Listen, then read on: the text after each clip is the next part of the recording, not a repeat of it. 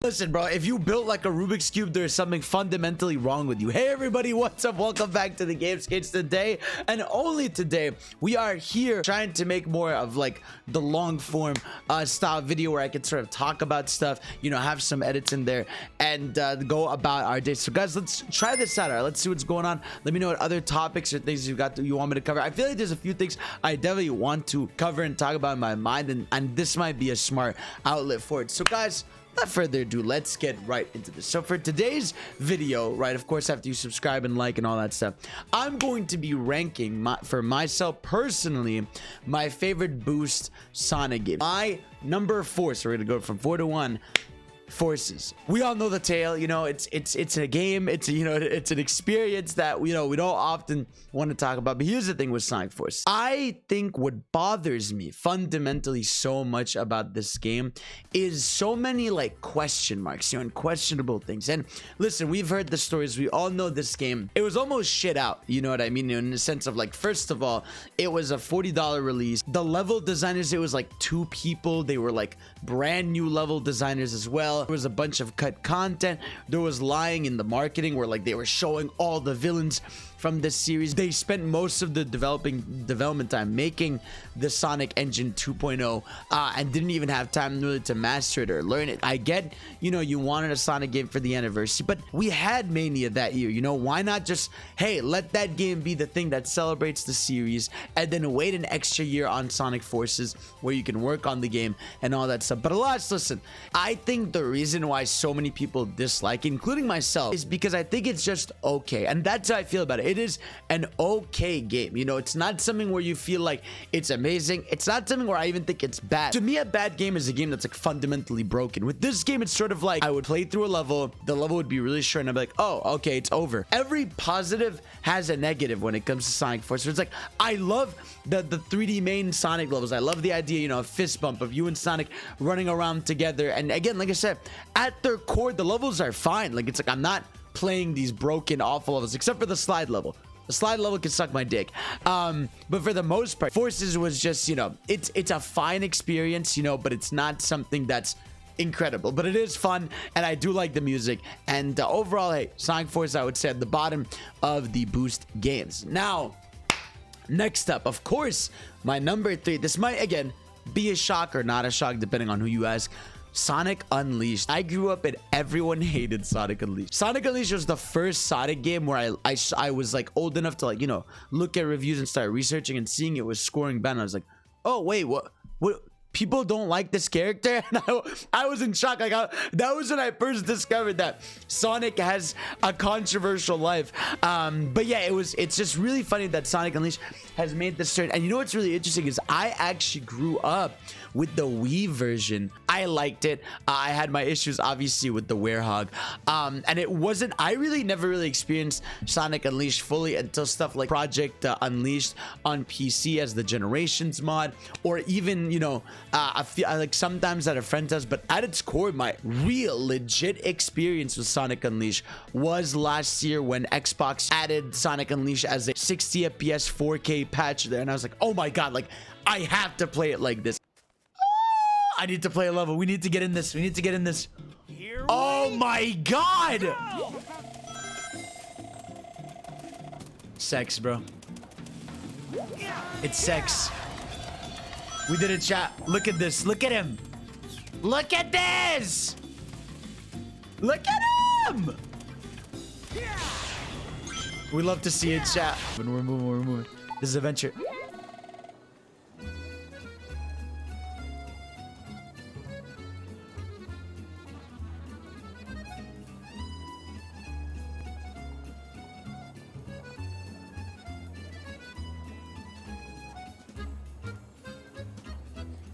She has massive titties.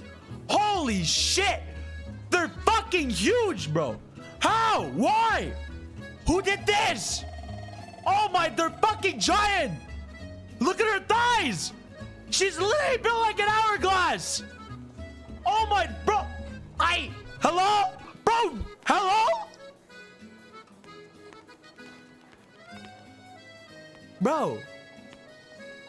Bro, what?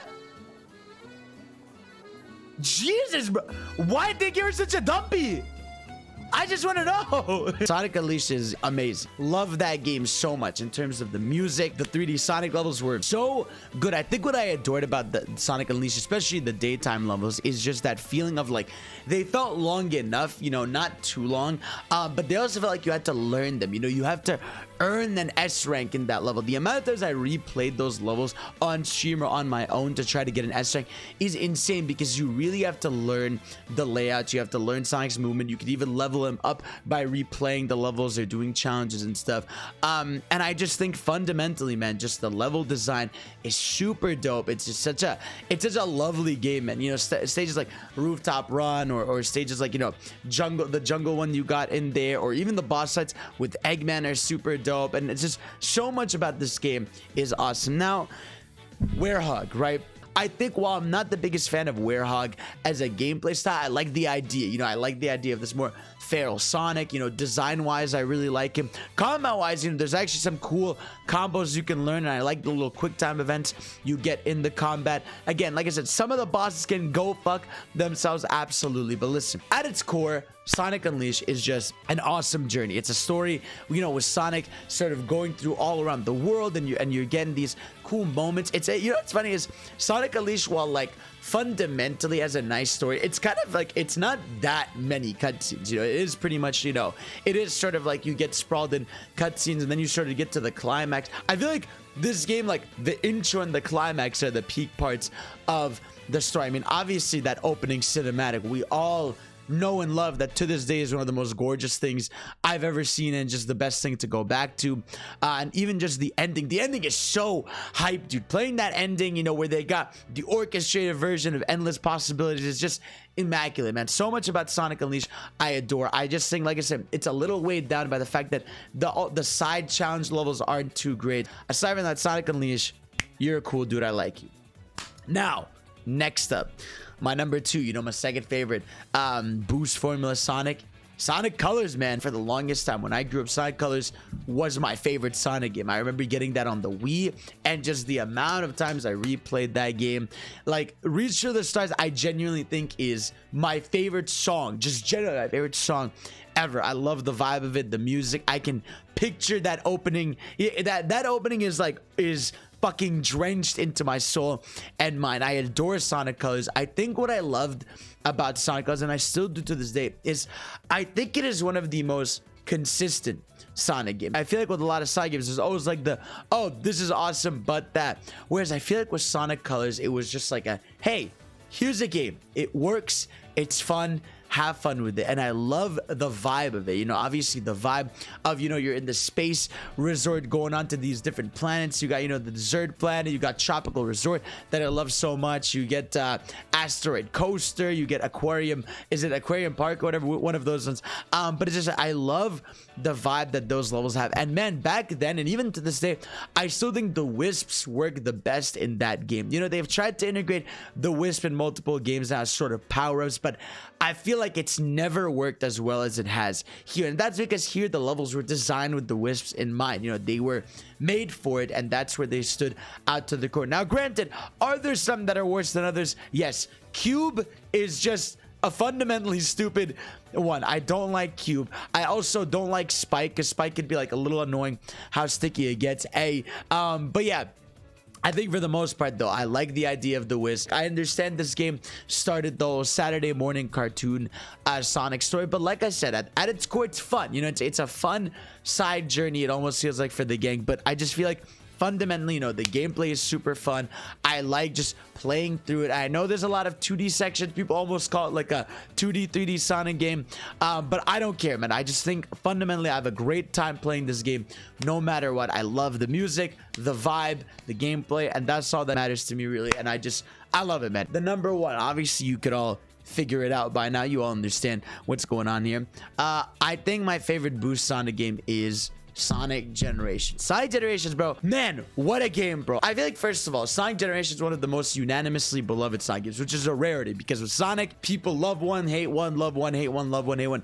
I feel like Generations is easily one of the most beloved, because it not only felt like a celebration of the series, you know, but I felt like the levels are just so, to this day, so fun and replayable. I feel like I just go back to Generations more than any game I ever have almost, you know, and I feel like so many people do. Like, the game keeps selling on Steam to this day, still getting mods, you know, mods left and right to this day. Like, the game is so good fundamentally, people just want more excuses to play it. So whether they make character mods or level mods or all this stuff, I just feel like there's so much consistent value with Generations. And obviously this is a weird one, right? Because I'm ranking these games as boost games, but we do have Classic Sonic in this game. But hey, listen, man, I still think at its core, Classic Sonic is a dope addition. I think those levels are super fun. It's fun seeing, you know, Classic Sonic play through Seaside Hill or Crisis City or Planet Wisp, you know, or even City Escape. It's cool seeing